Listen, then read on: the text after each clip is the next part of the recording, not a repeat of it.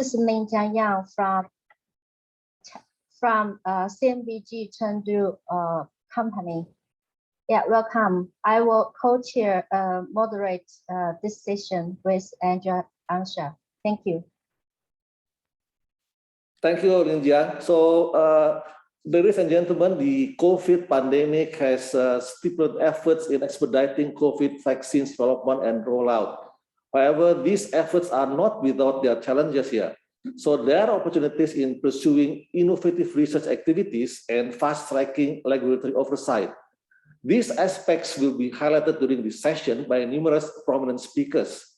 As we have only about 60 minutes in this session, we can remind the speakers to limit their talk to maximum of 7 minutes.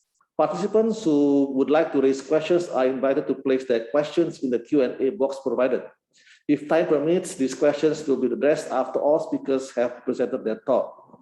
So now I would like to invite the first speaker, Dr. Melanie Safir. She is the Director of Vaccine Development at CEPI and will be highlighting COVAX Manufacturing Task Force achievements and challenges ahead. So Dr. Safir, the floor is yours.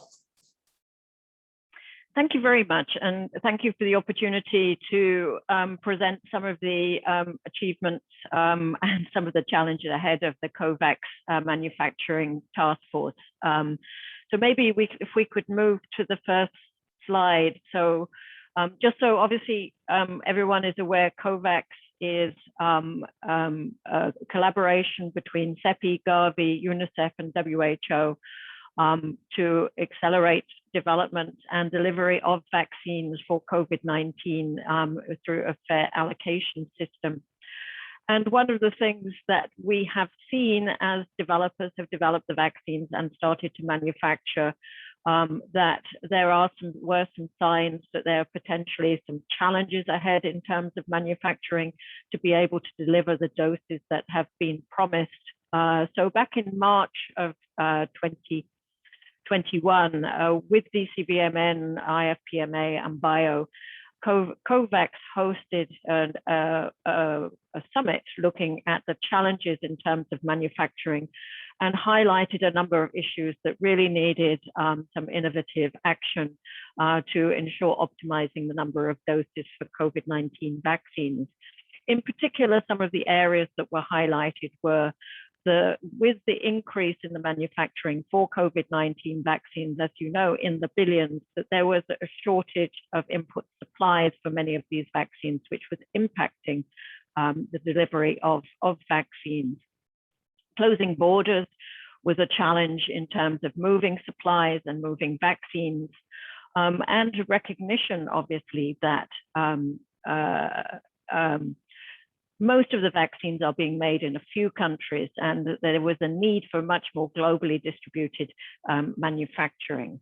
So COVAX Manufacturing Task Force was set up with the objectives that you can clearly see on the slide, and they are obviously relating to ensuring that we end the acute phase of the pandemic by optimizing the number of doses of vaccines manufactured in the short term, and prioritizing COVAX to ensure that the AMC countries, the low and middle income countries, receive vaccines and equity. In addition to that, to mitigate unprecedented impact on other vaccines and health products, and also to really start now really initiating regional health security through sustained long-term manufacturing plans in all of the regions. So if you move to the next slide, you'll see some of the progress that has been made in this regard. First of all, in the context of input supplies, back in July, CEPI launched under COVAX, the COVAX marketplace, which brings together the manufacturers and the input suppliers in a marketplace. And we're really very pleased with the success so far, where through bringing together the manufacturers and the suppliers, we estimate that 78 million doses of vaccine have been able to be manufactured with supplies going to COVAX as a result of sorting out these bottlenecks. And we have a number of additional suppliers really interested in joining the marketplace. Also, the other key area is the free flow of goods. So the Manufacturing Task Force working with the World Trade Organization in building awareness of supply issues in relation to trade. Fill finish. We have, as CEPI, been looking at matching manufacturers with drug substance with drug product in a matchmaking process. This has now joined the COVAX marketplace, and we do encourage you all to, if you do have fill finish capacity, to contact us in the marketplace so we can match you with the manufacturers who need that. Another key area is highlighting the challenges that would be there if we move to single vial use as opposed to multi-dose vial on the supply chain. We've also been looking at workforce development, and you'll see that that is now moving into the longer term sustainable manufacturing activities. And under the leadership of WHO and the Medicines Patent Pool, in terms of manufacturing capacity in lower middle income country, the first RNA hub in South Africa, which is a joint venture with BioVac, African CDC, and a network of universities, has been launched. Next slide, please. So just to highlight a little bit more the longer term activities under the leadership of WHO and the Medicines Patent Pool. This is a long-term initiative really looking at improving long-term LMIC health security. And you can see the objectives here to bring the manufacturing capacity and the associated enablers to the region. Next slide, please. And just in the interest of time, just to show the comprehensive approach to the work stream 3 and the sustainable manufacturing in terms of priorities, there are a number of working groups to look at all of the various different areas from technology, regulatory, business perspective, funding, in the context of making that capacity strengthening in the lower and middle income countries successful. So I know many of you are already involved in this, and obviously this is a fantastic initiative to bring additional capacity to the region for manufacturing in the future. Thank you very much. Thank you, Melanie, for the very insightful talk. Indeed, the COVAX Manufacturing Task Force has been instrumental in initiating strategies for COVID vaccine deployment. So very well appreciated of the talk. So our next speaker now is Ms. Edliva Kadili. She is Director for Supply Division at UNICEF and will be presenting perspectives of EPI vaccine distribution recovery affected by COVID-19. So please, Edliva, the floor is yours. Thank you so much. Just looking at the slides. Yes, thank you for having that. So thank you so much for having me here to discuss the perspective of the EPI vaccine distribution recovery affected by COVID-19. Next slide, please. So what we're seeing that since spring 2020 with the lockdowns, flight disruptions, over 100 immunization over 100 immunization campaigns were postponed. Many campaigns were cancelled. However, despite this dip in September, we were able to really clear the backlogs of vaccine shipments, while still the freight market remains constrained, even as we speak today. In 2020, the volumes of vaccine doses shipped dropped by 11% compared to 2019-2018, which is before the pandemic. I'm sure Kate will also talk about the WHO and UNICEF estimates of a nation immunization coverage, but what we have seen from the distribution perspective is that there has been a decrease, and we have seen some countries stagnating also in the coverage, others declining even before the pandemic, but also some others like Afro and Middle East region having the highest recovery in the second half of the 2020 due to the catch-up and recovery activities. We've also seen countries piloting successfully new vaccines, such as, for example, the case of malaria. So we do also anticipate a very tight syringe market through the 2022, given the rough tripling of the vaccines that are going, but tripling of syringes demand as a consequence of a COVID-19 vaccine coverage rate, that the ambitions that we are seeing globally. Next slide, please.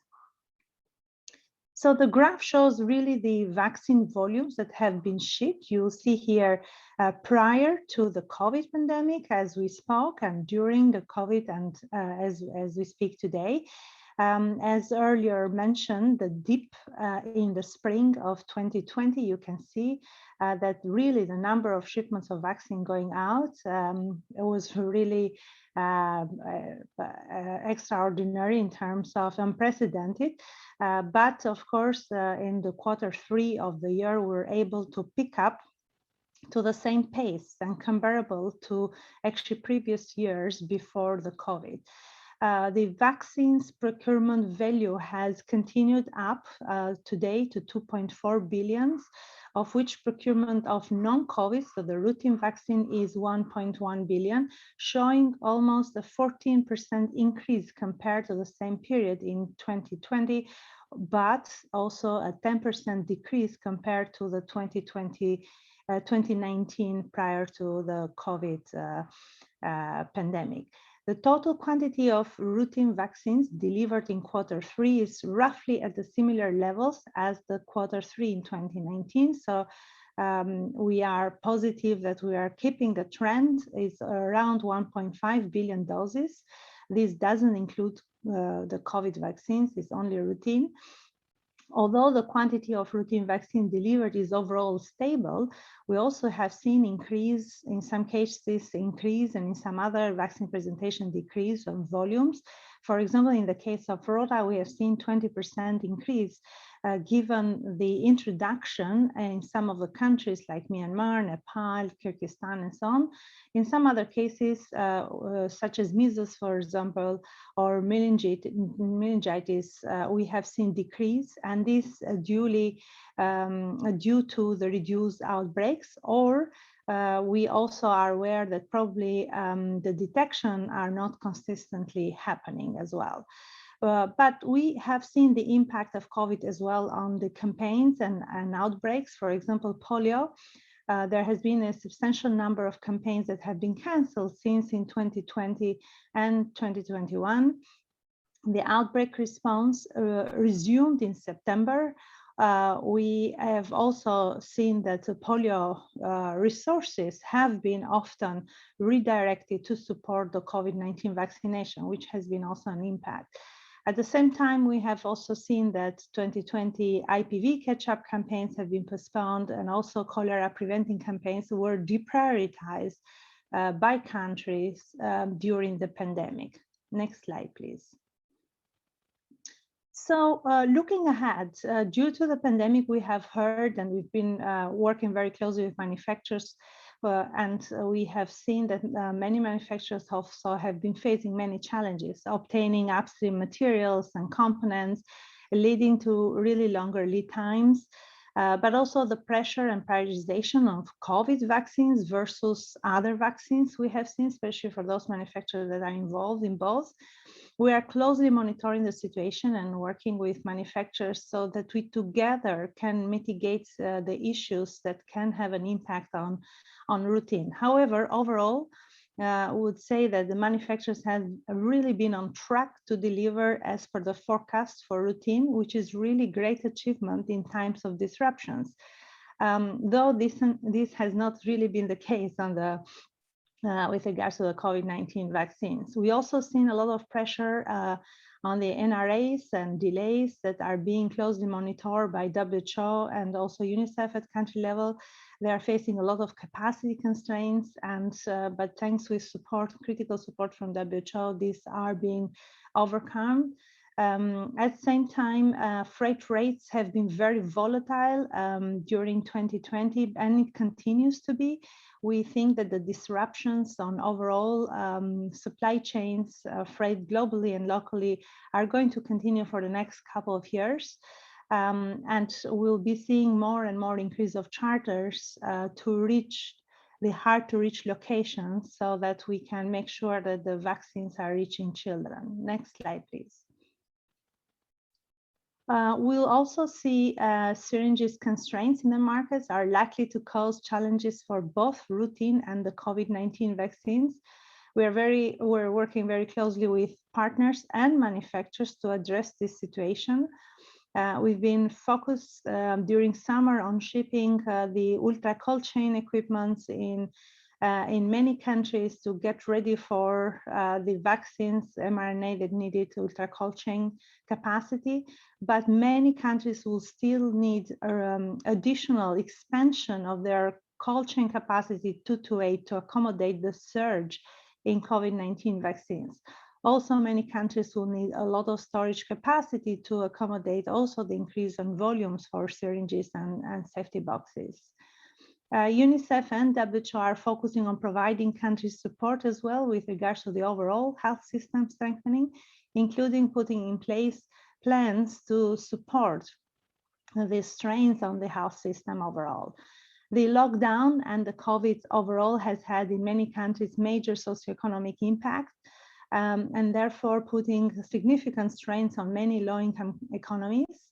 The multilateral development banks and others are supporting countries as they consider strategies to address the scales on vaccination for COVID while maintaining the routine and strengthening the health system.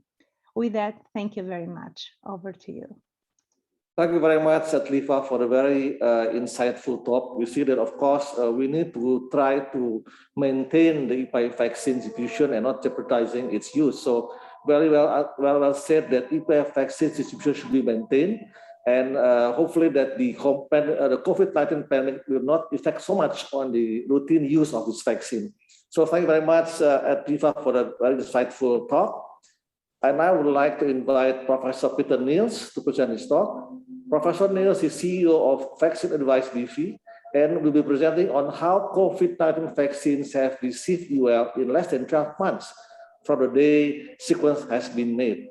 So Professor Niels, the floor is yours. I'm just trying to share my screen now.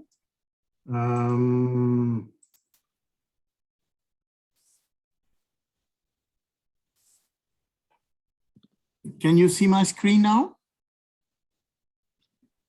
Not yet. Not yet, Peter. Not yet. Okay.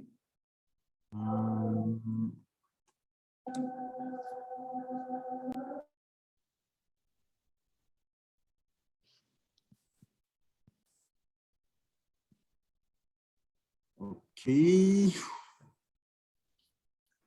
Yes, we have your screen. You have my slides? Okay. Then, Yes. okay.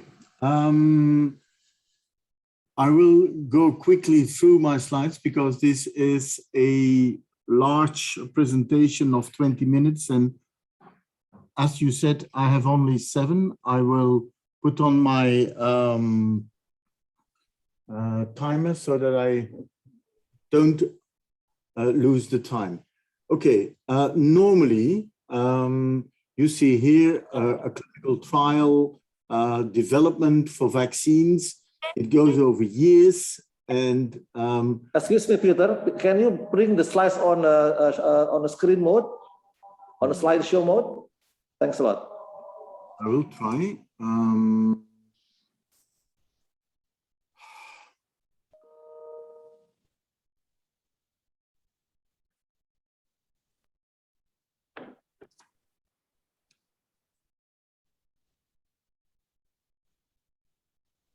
Can you see the slides now? Yes, but it's quite small, but it's okay. I don't know why this is not working properly. You can perhaps go back to the original slide then, to the original version.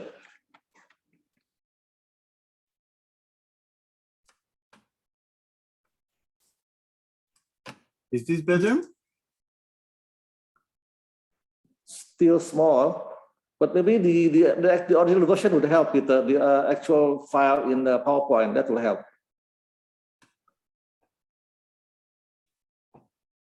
Okay. I will go to the reasons of how did this happen? Knowledge of the virus. This was a new virus, yes. However, it is a SARS virus. We know SARS from MERS and from SARS-1. So there was a fast recognition by a number of scientists that this was a SARS-CoV-2 and not an H1N1 influenza virus. There was a huge international collaboration, and data have been exchanged tremendously. And then, of course, the regulatory agencies like EMA and FDA had a pandemic preparedness program. So we had mock-up influenza vaccine. And the most important thing for EMA was the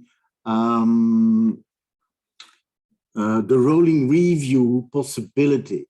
Normally, you have to introduce your file, you put it completely, but for pandemic preparedness, you could contact EMA and tell them we have data available for the licensure of a pandemic vaccine.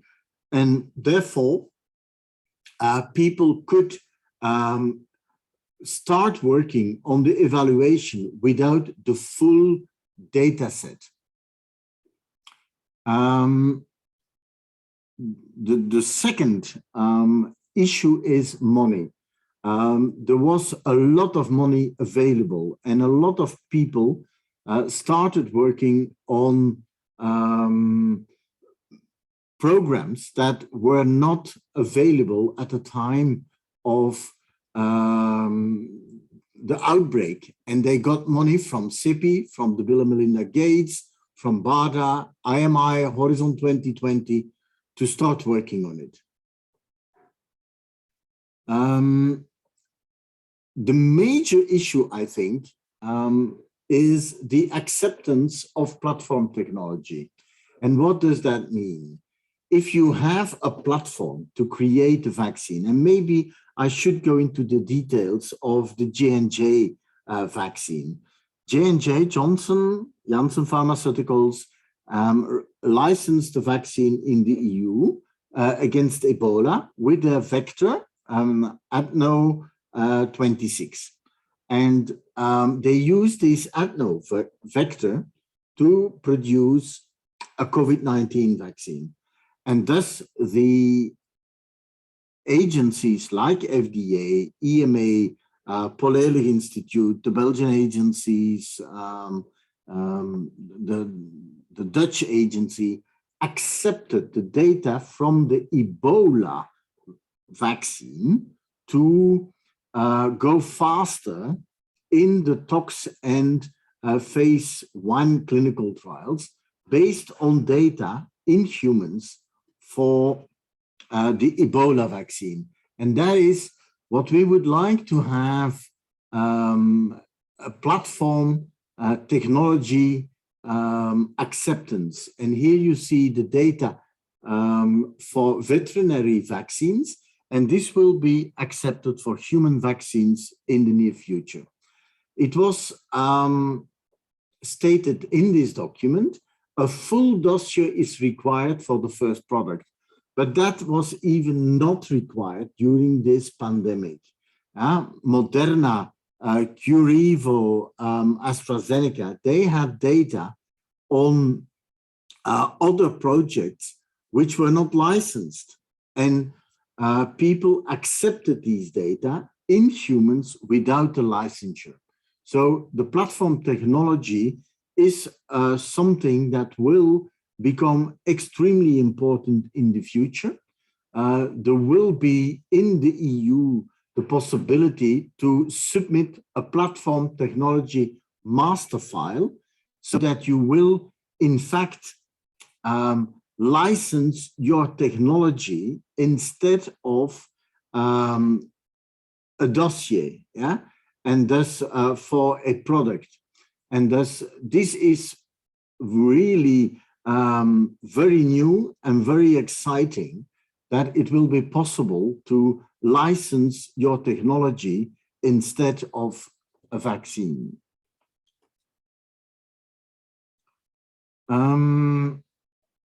The acceptance has been done for most of the vaccines that we have on the market, for Moderna, BioNTech, J&J, AstraZeneca, CureVac, etc. And this is illustrated by this icon, that it is extremely important that you can reduce your timelines by doing your non-clinical research together with your phase 1, start your phase 2 much more rapidly.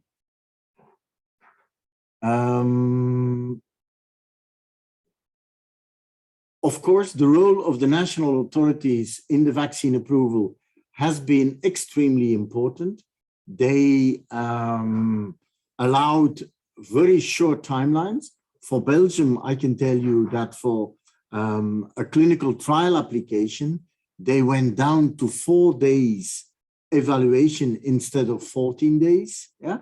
So everybody worked together, and I think I will stop here. My 7 minutes are over. Thank you. Thank you, Peter. We really like to have more time to have your insights, but for the time is quite limited, but very, very nice and very inspirative talk. It has really been very remarkable how much the much needed COVID vaccine could be deployed under the UL scheme on a very short time. So a very remarkable undertaking indeed. Our next speaker is Dr. Kate O'Brien, who is Director for Department of Immunization, Vaccine and Biologicals at WHO. Dr. O'Brien will be talking on the impact of COVID-19 on routine immunization and mitigation strategies. So without further ado, I invite Dr. O'Brien to deliver her talk. Thank you so much. And I'll just briefly go through really a focus on the impact of COVID-19 on routine immunization from certainly a supply perspective, a market perspective, and some of the mitigation strategies around that sightline. And Eva gave a really nice presentation that outlined a broader range of the issues. So I'll zero in on some of the specific manufacturing issues. Next slide, please. So I want to speak first about just global vaccine markets, and then the impact on supply and demand for antigens other than the COVID-19 vaccines, briefly on that impact on routine immunization and mitigation strategies. Next slide, please. So I want to really signal that countries worldwide are asking for enhanced access to vaccines, and we've seen over 50 global resolutions through the World Health Assembly on access to medicines and vaccines, and 45 regional such resolutions. Really a need for improving the transparency of markets for medicines and vaccines. And then the endorsement of the immunization agenda, which has a strategic priority on supply, and adopting a resolution recognizing the extensive immunization against COVID-19 as a global public good for health. Next slide, please. So that's really the context. And we see 5 ways that we can influence access to vaccine supply. First is on establishing the global agendas and strategies that build and harness that commitment to action. The second is informing demand and developing policies for that optimal use of vaccines and advancing evidence-based introduction of vaccines, promoting research and innovation, providing that regulatory support that Peter just spoke about that's so critical for accelerating authorization, and then key market transparency to ensure all options towards equitable access are evident to both buyers and sellers. Next slide, please. And go to the next slide, please.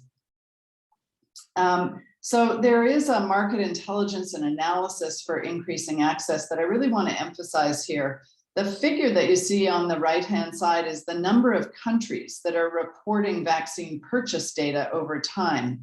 You can see that there was a peak in 2018 with a little bit of a dip in 2019, and then a little bit of a further dip in 2020 due to decreased reporting as a result of COVID-19. But there is, generally speaking, this really massive engagement of countries now sharing information on products purchased in spite of the recent reductions. And that vaccine purchase data is updated annually and is publicly available to all of you. There is a lot of progress in engagement of manufacturers, with now 37 of the main producers providing yearly updates, and that represents over 90% of the global supply for key markets. From a DCVMN members perspective, only 30% of DCVMN members are participating in the annual survey, so we would really encourage that to increase. Next slide, please. And these kinds of information really influence the demand for vaccines and the intelligence that's used to inform that strategic understanding of market dynamics. And just giving you the example of malaria vaccine. So in October, a historic decision from SAGE for the recommendation of a malaria vaccine to be used for the prevention of malaria in children living in regions with moderate to high transmission. And the global market assessment through the market information for access feeds into those programmatic discussions to define the actions by WHO in collaboration with all partners to ensure timely access to vaccine. And that means supporting countries on decision-making and planning for introduction, giving visibility into the supply outlook and developing an approach to prioritize the distribution of a limited supply in initial years, and working with manufacturers, governments, procurement, and financing schemes to incentivize an increase in supply capacity. Next slide, please. If I could go to the next slide. Thank you. So this market information for access work and other work specifically on COVID-19 vaccines are partnership on leading with UNICEF, the global market assessment for COVID-19 vaccines, which is a coalition of partners to bring together the best understanding of what's happening in the markets. And also working with other leading organizations, the World Trade Organization, the IMF, and the World Bank, really to bring together that ongoing assessment of the global market for COVID-19 vaccines to assure that there is access as quickly as possible in all countries that need the vaccines. Next slide, please. So just on this impact on supply and demand for other antigens, just a couple quick slides on this. If you go to the next slide. Understanding the risks for access to key vaccines as a result of COVID-19 impact. There are potential supply issues, both due to the pandemic itself and the COVID-19 production, COVID-19 vaccine production, and those require investigations linking manufacturing processes and constraints in release and distribution of vaccine. The evolution of programmatic dose requirements, in other words, demand, is changing both due to the pandemic and as a result of COVID-19 vaccine introduction. And that also requires quantification of coverage, postponement of new vaccine introductions, postponement of campaigns that Ava referred to, and outbreak responses. And so there are a variety of antigens, BCG, DNT containing vaccines, pneumococcal conjugate vaccines, measles containing vaccines, HPV vaccines that are all involved here. And the objective is really to highlight the risks for access to these vaccines. Next slide, please.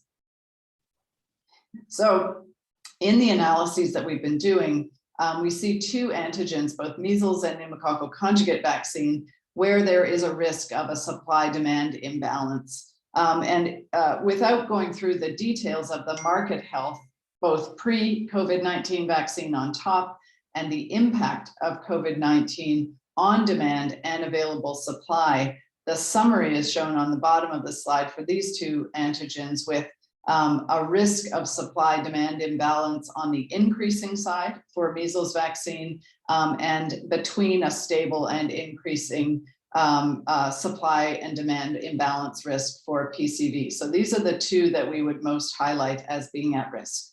Next slide, please. So just moving on to the impact on routine immunization. Next slide, please. There are 5 areas related to the demand that were potentially impacted due to the pandemic. And these result in the stopping of immunization services as a result largely of the interventions, the public health and social measures that resulted from the very acute phase of the pandemic, changes in healthcare seeking behavior. This includes disruption of staff and workforce who were deployed for other activities or had issues with respect to getting to work or illness issues. Inefficiencies in the cold chain and logistics systems, again, that Eva mentioned in her comments, and the financing and economic downturn, which we are very concerned about the longer term implications of that. We've seen impact on coverage estimates with primarily children who have not begun their vaccinations yet being most affected. Catch-up activities because of changes in delivery strategies to capture missed kids and persons. Outbreak responses needed with the potential increase in outbreaks and therefore significance of catch-up activities. On the issue of future introductions, there has absolutely been a change in the planned number of vaccine introductions, both for routine and for campaigns, and an impact on wastage estimates where closed or open vial wastage due to changes in product characteristics and use characteristics in clinics has been affected. Next slide, please. And just to show you what's happening now in 2021, I think most people saw the estimates in 2020 with, which are also shown here. What this figure shows is by WHO region, the difference, the relative difference in the number of DTP3 vaccines given in 2021, which is shown in the blue line, and 2020 shown in the yellow line, each of those compared with what was given in the same month in 2019. So you see the Afro region has fared very well, but you see significant downturns, obviously in 2020, largely related to this very acute phase in the spring of 2020. But we're also seeing this in 2021 in a number of regions that you can see here, the Southeast Asia region, the Western Pacific region, also in the Eastern Mediterranean region and in the Americas region. So we are not out of the woods yet in terms of downturn in routine immunization. Next slide, please. And the campaigns are critical. They're critical not only for filling in the gaps for the routine program that is unable to perform in a way to assure vaccination of all children, they're also critical for the catch-up component that is trying to respond to the downturn as a result of COVID-19. We see 46 countries with VPD campaigns that are still postponed due to COVID-19. And this is shown in the map with the dots showing which antigens we're talking about. There are some countries shown in green that have had at least one of their immunization campaigns reinstated. The red countries are those with at least one that is still fully postponed. That's the 46 countries. And then orange are countries with planned campaigns with a status that is either planned or might be postponed. Next slide, please. And then lastly, just on some mitigation strategies, and I'll finish here with the last one or two slides.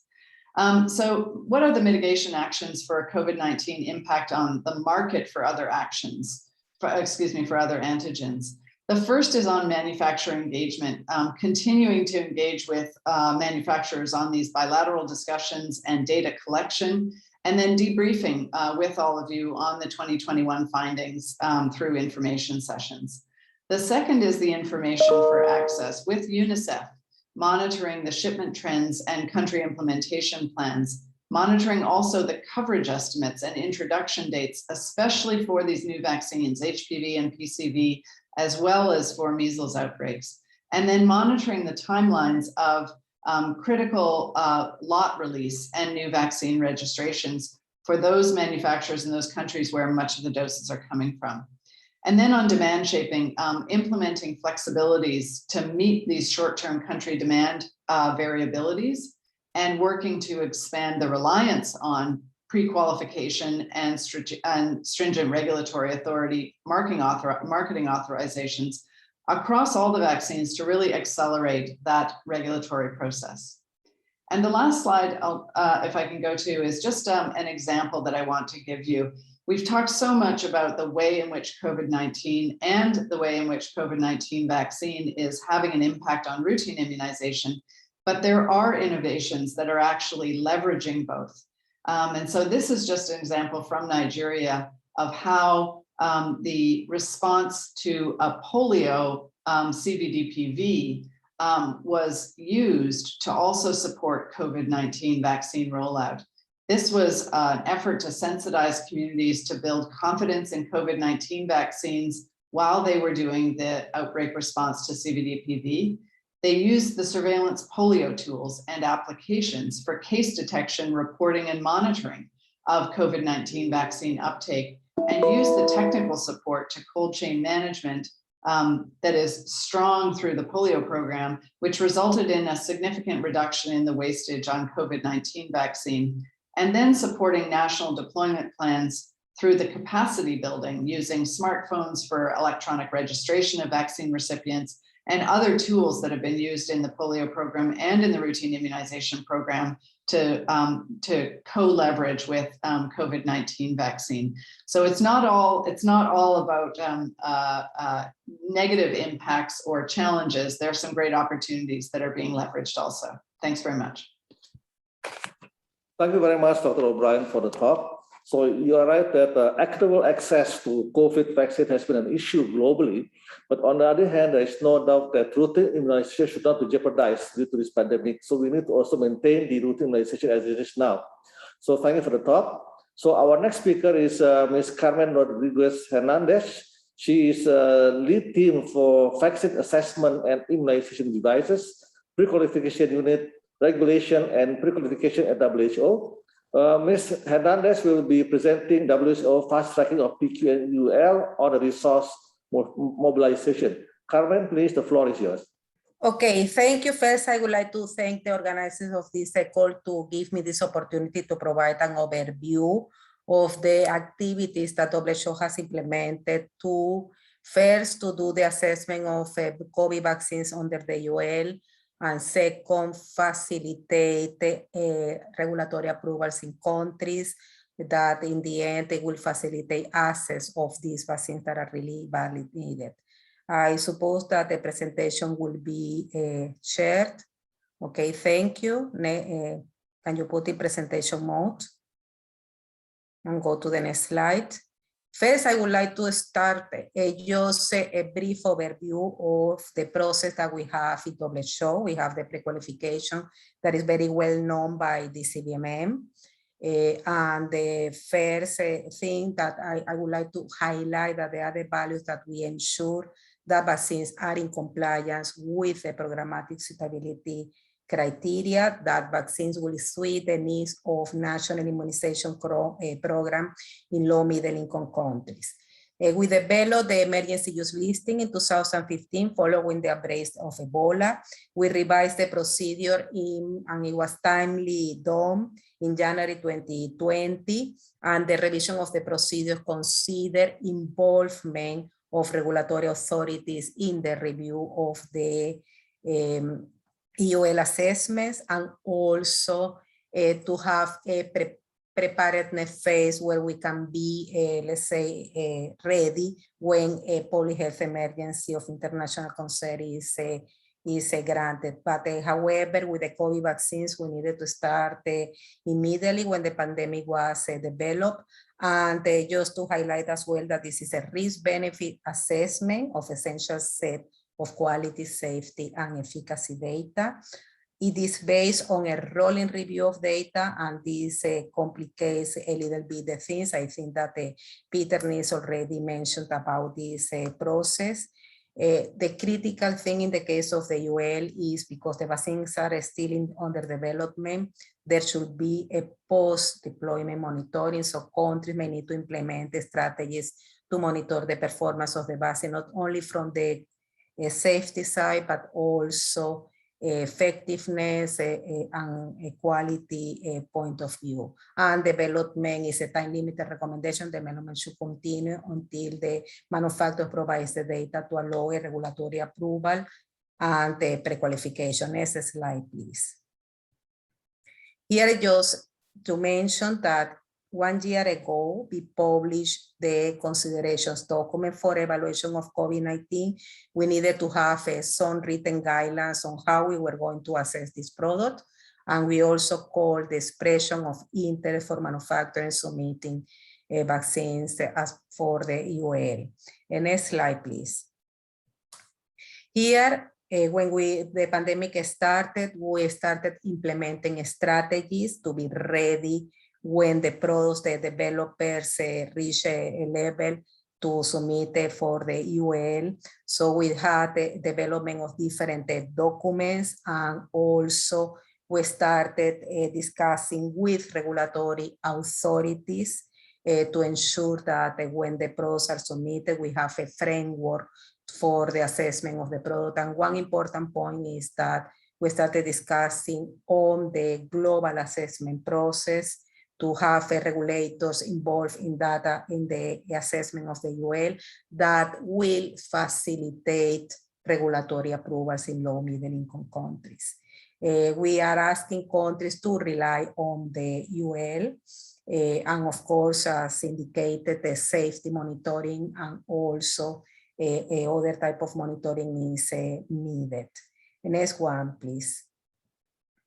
In this slide, I just showed the regulatory alignment roadmap that we publish in our webpage, where we are establishing, I will talk on the submission and assessment, establishment of the assessment pathway, and this will be aligned with what the regulatory authority of reference that will do the oversight of the vaccine is implemented.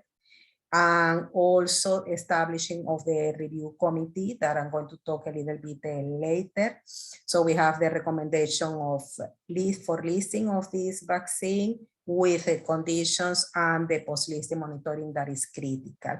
And in the case of the COVAX supply vaccines, we are asking countries to rely through a facilitated process.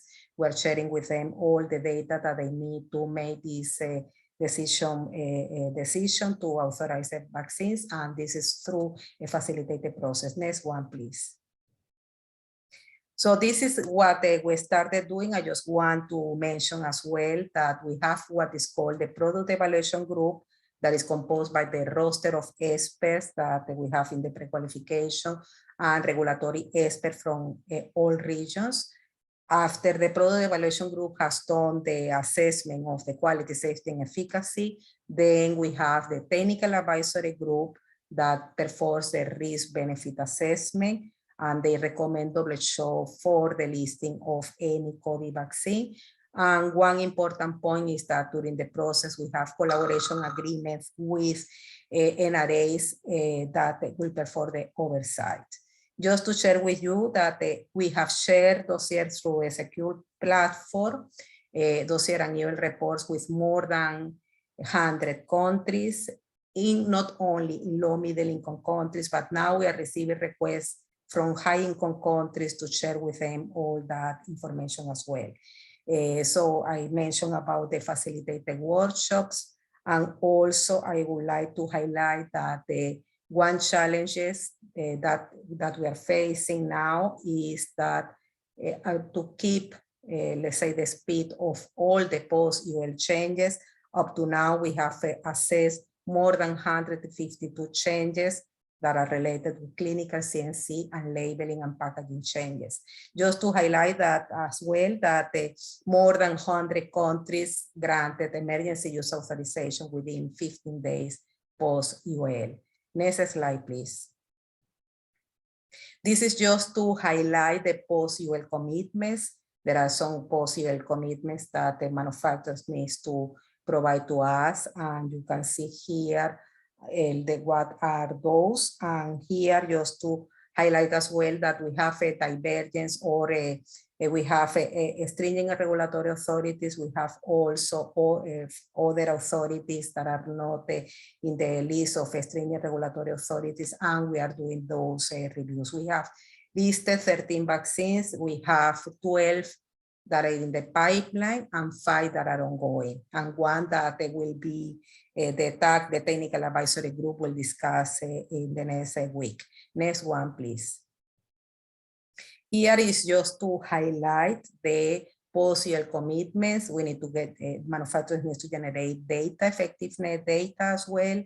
And this is very important in the case of the variants of concern. They need to provide the updated labeling, shipping, validation, and also data for the vaccine vial monitor that in this particular case, the manufacturers have not generated that data yet. Next slide. And here, just to highlight that manufacturers that are listed are expanding the capacity, they are adding new sites. There are new storage conditions that will represent benefits to the program, new indications, new presentation, and shelf life updates.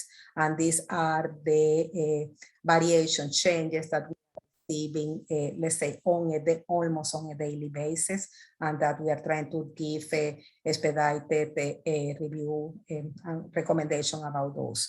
Next one, please.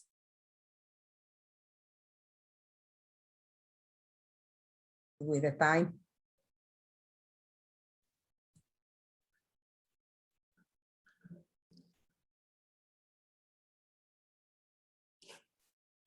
So thank you, Carmen, for the presentation.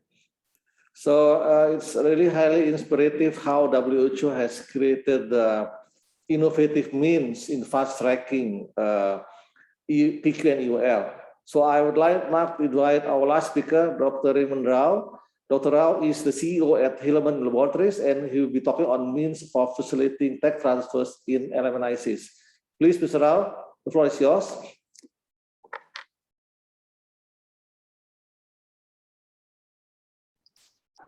Thank you very much. And firstly, I'd like to thank the organizers for this opportunity to provide a few insights on potential for tech transfers. The previous speakers have all alluded to the specificities that we're facing with respect to COVID. And as Dr. Seville had initially pointed out about the concerted efforts that are taking place with respect to enhancing production capabilities, and also the potential availability of vaccines from an access standpoint are extremely important. I'd like to very briefly in the next 5 minutes, just allude to some of the conversations that we've been having as an organization, particularly pertaining to tech transfers. And this is in relation to tech transfers happening with DCVMN partners and also governments within Asia. There are certain aspects of tech transfers that are extremely crucial and moving forward potentially are going to have a bearing as to how we would prepare vaccine access in the future. Extremely briefly, I mean, this is typically the dimensions that we look at from a vaccine access and standpoint, whether it's initial development and production and then regulatory pathway, the affordability, the deployment or allocation of all of these have certain intricacies that are related to vaccine technology availability and then enhancement and then production design. These are all extremely crucial. And we look at tech transfer capabilities within organizations and enhance them because each of those are intricately related ultimately from an access, equitable access standpoint. If we look at overall the history of tech transfers, there have been several strategies that have evolved over the past several decades. I mean, in the initial part, we've seen technically bilateral tech transfers between companies that have evolved and provided market access to products and different vaccines.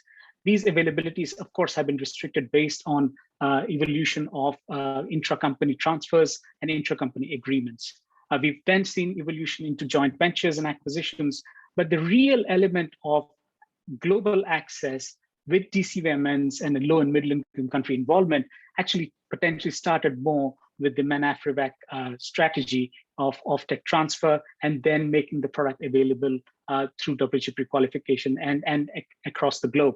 So the evolution of tech transfer strategies has been extremely important, both in terms of enabling platforms, which play an extremely crucial role in vaccine availability, supply, and of course, pricing, which is extremely pertinent when we look at from a developing country manufacturer's standpoint and low and middle income countries. And this is exactly the conversation that we tend to have as a small R&D organization that is involved in tech transfers with external partners from an access standpoint, where the scale up, the build out of the products, and then enhancement of availability and access is extremely crucial. We saw a similar evolution, especially with rotavirus, and RVAC played a significant role in the rollout of rotavirus vaccines across the globe, especially from a DCVMN perspective and availability, and has had significant impact. And now we are seeing a new evolution with respect to availability of tech transfer hubs. And we've seen one with the mRNA platform evolved in South Africa, and potentially further down the road. The hub, the tech transfer hub, is potentially going to have a significant impact moving forward as we prepare for equitable access, not only of technologies, but also in terms of vaccine availability. The dynamism of the tech transfer hub is going to be extremely crucial as we move towards the next level of conversation that we have with LMICs. Now, as we talk about tech transfer hubs, there are certain elements that we need to conjure when we look at the feasibility of more expansive equitable access in LMICs. If I look at existing conversations that we've had with partners where the relevance of the hub and spoke model, but also with governments, for example, in Singapore, where there's an extensive conversation about providing modular manufacturing capabilities or enhancing those, which can then evolve into potential strategies for creating access and tech transfers.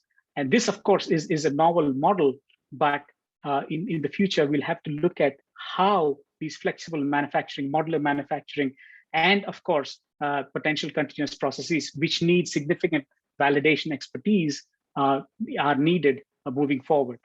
The crucial element, of course, as we evolve into potential manufacturing, modular manufacturing, or flexible manufacturing, is going to be the impact on cost of goods, but also it is to carry through the partners early in the game so that they then can have access to these technologies and they're able to absorb and then create value within their space. Because existing manufacturers do tend to stick to their original production design because of regulatory impact or even overall in terms of product safety and efficacy as well. So the evolution of modular manufacturing and potentially early R&D capabilities in these new platforms are going to be extremely crucial, and especially traversing through these tech transfer hubs. One of the other elements that we need to also focus on potentially is IP. Now, there's a significant talk about IP, but from a vaccine standpoint, IP gets a little more complex because it's not just the product-related IP, but it's more specifically the know-how across the value chain of vaccine development that's going to be important, whether it's process development, whether it's a process, whether it's analytics, whether it's clinical assays or clinical development. So that level of know-how is also going to be extremely important as we talk about tech transfers and innovation across the value chain, especially when we talk about the hub and spoke model within LMICs. So in order for us to, of course, these are some of the thoughts and conversations that we've been having with partners and also governments to see if there is the appetite further. And then, of course, COVID has created those platforms for us to have these conversations and also potentially implement such strategies moving into the future, looking at other access and other future pandemics as well.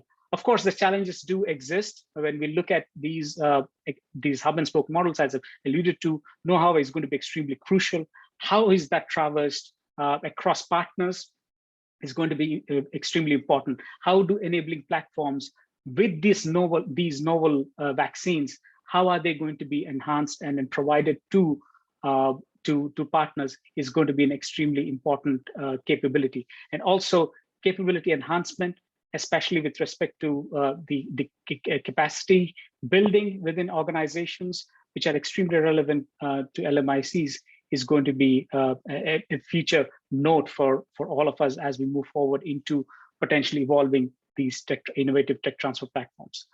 So those are the few thoughts that I had and wanted to put forth. And many of the esteemed colleagues have already spoken to the challenges that we faced, especially with COVID.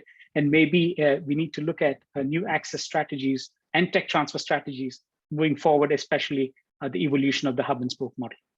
Thank you very much.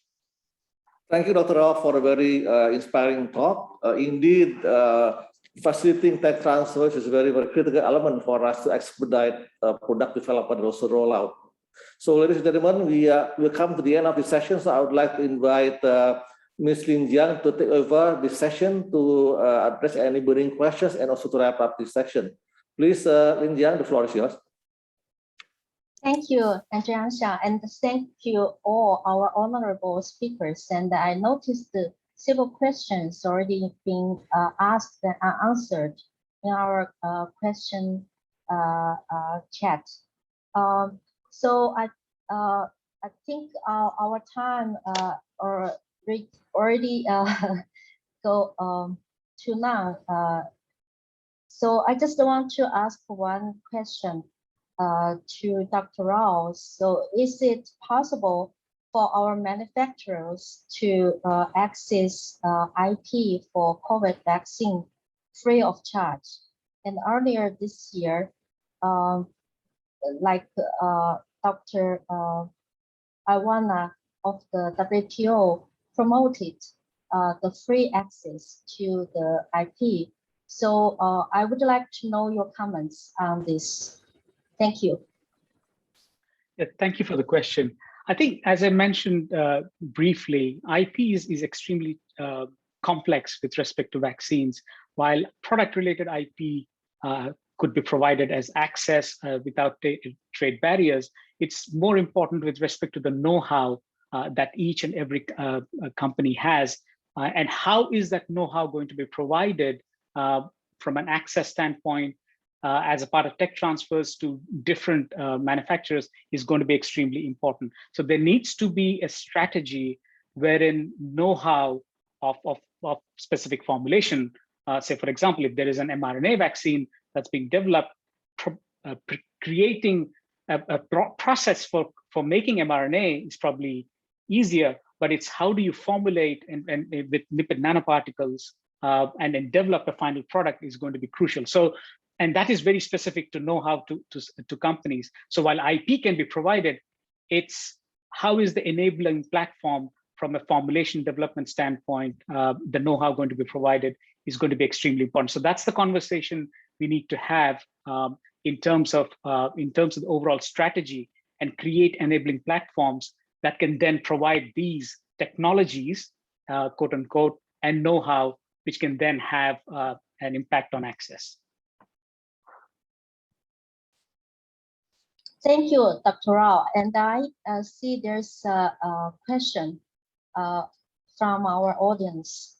It is, how do you see the interchangeability between vaccines from different platforms? Can this facilitate vaccine coverage in the world and reduce the circulation of the virus? Dr. Rao. I'll try my best to answer the question. I think we need there is some existing data that's available in the real world scenario where we've seen interchangeability of vaccines and their impact on both disease and also potentially transmission. But we probably need to have more data in seeing how interchangeability of different vaccines, whether it's once priming with mRNA and then boosting with other vaccines, how is it going to impact? Potentially there is data out there, but we really need to have a proper evaluation that could then give us, because interchangeability is a part of standard practice that we do studies where we look at interchangeability, but in the current scenario, we have real world data, and how could we leverage that data to potentially provide certain advice on that is important. Thank you, Rao, and thank you all our honorable speakers. Thinking about next session already start, I would like to stop here. Antigens, can you close the session? Thank you. Yes. So thank you very much, Lin Jiang, for wrapping up. So, ladies and gentlemen, thank you very much for this very insightful talk. I thank the speakers for their very good talk and also the participants for attending this session. So I'd like to say goodbye and have a great day ahead. And we'll see you at the next session to join the next session, please. So thank you very much for this talk. Have a nice day. Thank you. Bye. Bye-bye. Have a nice day. Thank you. Thank you. Bye-bye. Bye. Thank you. Thank you. Bye-bye. Bye. Thank you. Bye. Thanks a lot.